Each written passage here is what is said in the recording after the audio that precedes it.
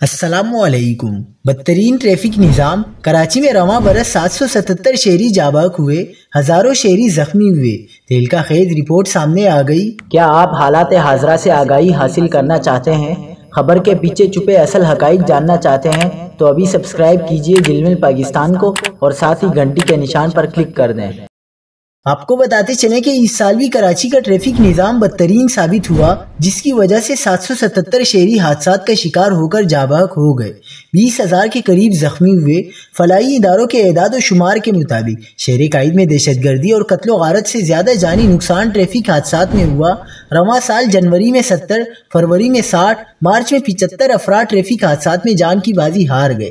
April میں 83، مئی میں 64، جون میں 36، جولائی میں 60، اگست میں 69 شہری حادثات میں دم توڑ گئے۔